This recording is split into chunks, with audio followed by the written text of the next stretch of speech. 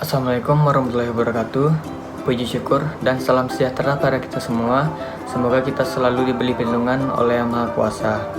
Kembali lagi dengan saya Muhammad Israel dengan NIM 21076127 dari Prodi Pendidikan Teknik Informatika jurusan Teknik Elektronika.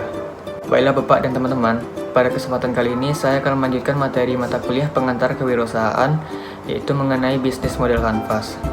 Bisnis model kanvas atau sering disebut dengan BMC merupakan sebuah strategi manajemen yang digunakan untuk membantu merancang sebuah perencanaan bisnis perusahaan. Perencanaan tersebut harus didasarkan oleh beberapa hal seperti infrastruktur, keuangan, pelanggan, nilai perusahaan, dan produk. BMC ini sendiri pada awalnya diciptakan oleh Alexander Osterwalder di tahun 2005. BMC ini akan lebih mudah untuk membantu memvisualisasikan ide atau konsep bisnis yang sedang pebisnis lakukan. Hal ini banyak digunakan karena kemudahan dalam proses pembuatannya yang lebih ringkas dan lebih mudah dipengerti. Ketika akan membuat model bisnis kanvas ini, maka akan menggunakan sebuah peta konsep yang berisi 9 kotak, di mana setiap kotaknya akan mewakili 9 hal fundamental bisnis. Ada 9 fundamental bisnis yang digunakan dalam membuat bisnis model kanvas. Yang pertama, key partner. Sebuah perusahaan tidak akan bisa berdiri sendiri tanpa bantuan atau bisnis partner dari pihak luar atau pihak lain. Dalam hal ini bisa pemasok bahan utama atau juga pelanggan. Pada bagian ini, pembisnis diminta untuk membuat rencana bagaimana sebuah relasi tersebut akan berjalan ketika eksekusi bisnis. Dalam kata lain, key partner ini nanti akan berisi siapa saja pihak yang bisa diajak bekerja sama untuk mencapai tujuan dari bisnis tersebut. Adanya key partner ini juga digunakan untuk membantu mendapatkan sumber daya dan mengurangi risiko bisnis perusahaan. Jenis relasi tersebut ada beberapa yang bisa disesuaikan dengan bisnis yang sedang dijalankan, seperti buyer-supplier relationship, joint ventures, competition, dan strategi aliansi. Yang kedua, key activities. Agar sebuah perusahaan bisa tetap mengembangkan bisnisnya, maka dibutuhkan sebuah aktivitas yang mendukung produk atau jasa yang ditawarkan tersebut bisa tetap bertahan. Untuk itu, pembisnis perlu memikirkan usaha atau kegiatan apa yang bisa dilakukan guna menghasilkan produk atau jasa. Aktivitas ini juga harus fokus untuk menentukan proposisi nilai, menjaga hubungan dengan pelanggan, menjaga segmen pelanggan, dan bisa menghasilkan pendapatan. Ada 3 kategori dalam melakukan key aktivitas ini. Yang pertama, production, yang berisi mendesain, membuat, hingga menyampaikan produk dengan jumlah yang signifikan dan berkualitas yang tinggi. Lalu yang kedua, problem solving. Pada bagian ini, diharuskan untuk mencari solusi untuk masalah individu yang dihadapi pelanggan. Lalu yang ketiga, platform atau network. Pada bagian ini, harus membuat dan memelihara platform atau media yang digunakan. Yang ketiga, key resources.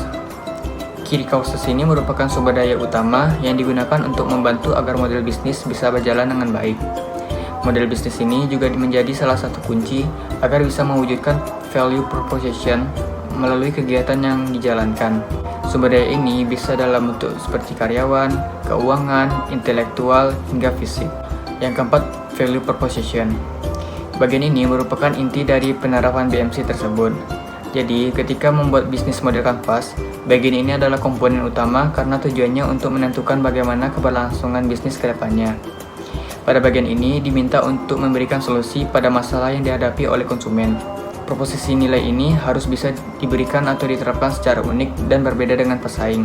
Jika menawarkan produk yang sudah ada di pasaran, maka penting untuk memberikan atau menghadirkan suatu hal yang baru untuk produk tersebut.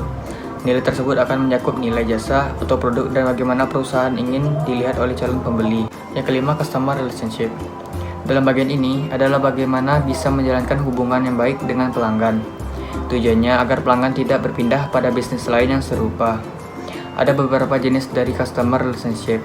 Yang pertama, personal assistance, yaitu berinteraksi dengan pelanggan secara personal atau melalui email, panggilan, atau media lainnya. Yang kedua, dedicated personal assistance, yaitu berinteraksi secara langsung pada pelanggan secara personal dan mengirimkan perwakilan. Yang ketiga, self-service. Pada bagian ini, tidak menjaga hubungan dengan pelanggan, namun tetap memberikan apa yang dibutuhkan oleh pelanggan. Yang keempat, automated service. Pada bagian ini, pelanggan bisa mendapatkan pelayanannya sendiri melalui mesin otomatis. Lalu yang kelima, communities.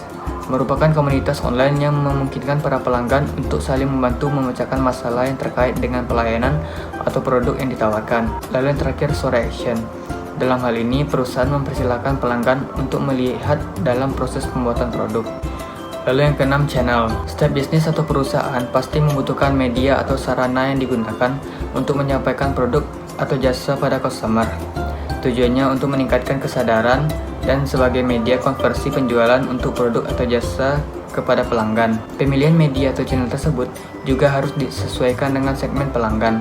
Channel ini nantinya juga berfungsi untuk membantu pelanggan membeli produk atau jasa hingga menawarkan dukungan setelah pembelian. Ada beberapa jenis channel yang bisa digunakan. Yang pertama, outlet channel, seperti website perusahaan, situs media sosial, sales, dan lainnya. Yang ketiga, partner channel, yaitu situs website milik mitra, distribusi grosir, retail, dan lainnya. Yang ketiga, paid channel, seperti affiliate marketing, paid search, iklan, dan lainnya. Yang ketujuh, customer segment. Ketika pembisnis mulai menjalankan bisnis, maka hal yang penting adalah menentukan bisnis tersebut akan menyasar pelanggan dengan segmen apa. Dalam kata lain, segmen pelanggan ini merupakan jenis orang-orang yang menjadi target pasar. Untuk menentukan segmentasi tersebut bisa didasarkan atas jenis kelamin, area geografi, usia, minat, perilaku, dan lainnya. Ada beberapa jenis segmen pelanggan yang bisa ditargetkan. Yang pertama, mass market. Model bisnis ini lebih fokus pada pasar secara umum, tidak membagi pelanggan menjadi segmen, melainkan bisnis tersebut lebih fokus pada populasi atau pelanggan secara keseluruhan dengan kebutuhan yang sama, misalnya sebuah produk handphone. Lalu niche market. Model bisnis ini lebih fokus pada orang-orang spesifik dengan kebutuhan yang unik. Dalam hal ini, nilai proposisi, pendistribusian media, dan hubungan dengan pelanggan harus disesuaikan guna memenuhi kebutuhan pelanggan. Ke-8, cost structure. Ketika menjalankan sebuah usaha, perusahaan perlu untuk mengeluarkan biaya guna menjalankan bisnis tersebut dan mendapatkan keuntungan. Cost structure ini nantinya akan meliputi biaya yang harusnya dikeluarkan ketika bisnis berjalan. Misalnya biaya untuk sewa tempat, listrik, internet, dan biaya lainnya. Yang ke-9, revenue stream. Sebuah bisnis juga harus menentukan bagaimana bisa mendapatkan keuntungan dari aktivitas yang sudah dibuat berdasarkan value proposition. Revenue stream ini juga dibagi menjadi beberapa jenis. Yang pertama, transaction based revenue, yang berasal dari pelanggan yang menggunakan sekali pembayaran. Yang kedua, recurring revenue, yang berasal dari pembayaran yang masih berjalan untuk kebutuhan pelayanan, yang juga masih berjalan atau yang sudah selesai. Setelah saya menjelaskan mengenai 9 fundamental bisnis yang dibutuhkan ketika ingin membuat bisnis model kanvas, tentu ada beberapa keuntungan yang bisa didapatkan dari membuat bisnis model kanvas. Yang pertama, rancangan bisnis yang lebih praktis. Dibandingkan dengan menulis semua detail rencana bisnis, penggunaan BMC ini akan lebih mudah dimengerti untuk memetakan atau membuat rencana bisnis. Kita hanya perlu menulis hal-hal yang penting dan nantinya membantu dalam mengembangkan bisnis. Yang kedua, fleksibilitas dalam menetapkan bisnis jangka panjang. Dengan bantuan menggunakan bisnis model kanvas, memungkinkan untuk bisa menyusun perencanaan tersebut dengan lebih cepat dan akurat.